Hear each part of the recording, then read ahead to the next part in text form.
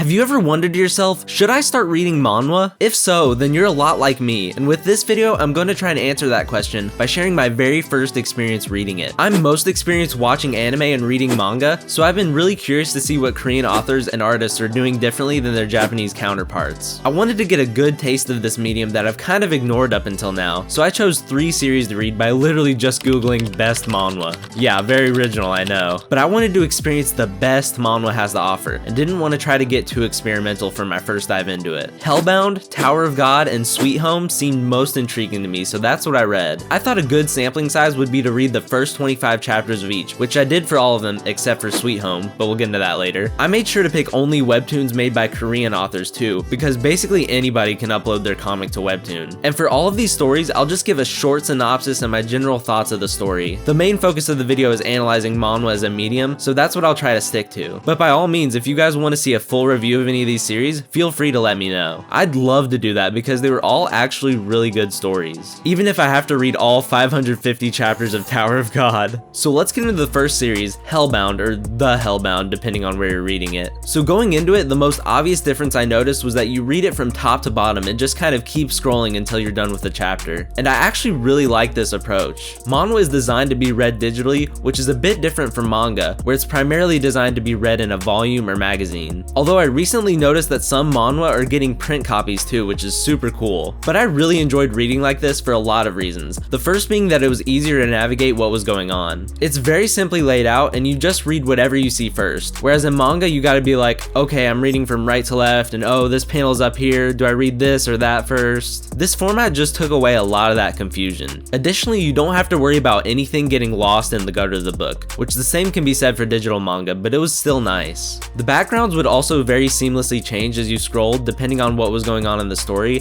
which was a nice unique feature. That effect was super cool and added a lot to the whole mood while you were reading. In Hellbound, we're put into a world where people get notices of when they will be sent to hell. It could be a few days from their notice or 20 years, but regardless of when their time comes, it's guaranteed that they're going to hell. The demons that come to publicly execute people barrel through at the exact time and basically melt their victims into hell. Most people interpret this whole thing as an act of God, where he is condemning people to hell for their wrongdoings to force others to live more righteous lives. Personally, I found this whole concept very intriguing and thought-provoking. As a Christian, part of me wondered if this were to actually happen, would it result in people living more righteous lives? I mean, believing in heaven and hell is one thing, but seeing concrete proof of it right in front of your eyes would be another, and I can only imagine what it would do to the world. The author kept the story very thrilling, and I couldn't wait to flip to the next chapter every time. Or scroll, I guess. The art was really good here too, and reminded me a lot of manga art, but with slightly more realistic proportions. And side note, I read most of the manhwa on an iPad, and they all looked a little bit low resolution. It wasn't that noticeable, but it was enough to where I could tell that it was designed to be read on a phone specifically. Let's get into the second manhwa, Tower of God. If you're a fan of some classic battle shonen strategy, this is the one for you. It centers around a tower that people are chosen to try and climb in order to receive greater status and living conditions. Our MC Bam is trying to climb the tower to find the girl that basically raised him. It plays out like what I can only assume will be a practically endless shonen battle tournament. I can tell that the author took a lot of inspiration from Japanese shonen manga, which I think a lot of Korean manhwa authors do. I got the vibe that manhwa and manga are kind of like close siblings in general, where American comics would be like a cousin to them both. But there was still so much mystery in the story that made it a real page turner yet again.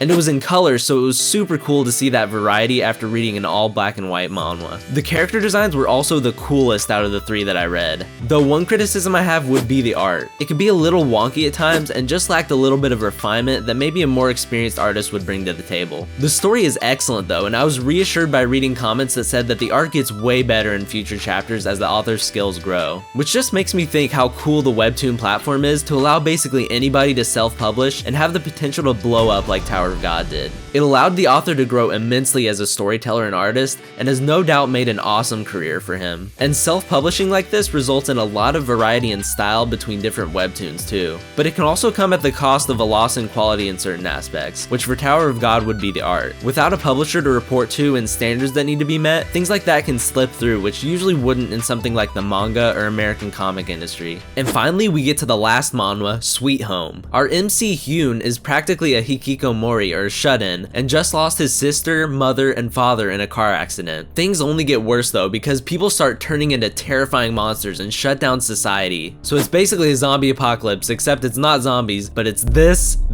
and this. There were some legit scary moments that really shocked me. I kept seeing people saying in the comments, why did I read this at midnight? And let me just say, I was glad I read it during the daytime because I could definitely see myself having nightmares from it. Luckily, my reading was cut short by a paywall around chapter 15, so I didn't have to worry about nightmares. Although I didn't get to experience quite as much as I wanted to, I still really enjoyed the premise and liked how mature it was. You can use what's called a daily pass that gives you access to one chapter every day and lasts for 14 days, or you can use their currency of coins to buy chapters. I totally understand that they have to make money from it somehow, but I'd probably prefer a monthly subscription of $2 a month like Shonen Jump instead. Not every series is like this though. Hellbound and Tower of God didn't have any restrictions, so I'm not sure how pervasive this paywall is on the platform. On my point of things slipping through the cracks, there were quite a lot of typos in this one, so sometimes it definitely helps to have a third party take a look at your work and edit it. I went into this little venture with a lot of hope and curiosity, and in the end my expectations were met and surpassed even. There was part of me going into it that had doubts about Manhwa, partly because it's free and self-published, but the stories were all excellent and really blew me away. There were some inconsistencies along the way, but nothing that ruined my enjoyment. From what I read, the foundation is really strong with Manhwa, and I can definitely see myself exploring some more of them in the future. Now, I did just get into the tip of the iceberg here by only reading what's considered the best. There's a whole ecosystem of this stuff, so I'm sure it varies in quality, but what I did read was great. So let me know in the comments if you'll start reading Manhwa after this, or if you're already a Manhwa fan, let me know your favorite, because I'll definitely need some more recommendations now. And make sure to leave a like and subscribe if you enjoyed the video. Have a great day, guys, and peace out.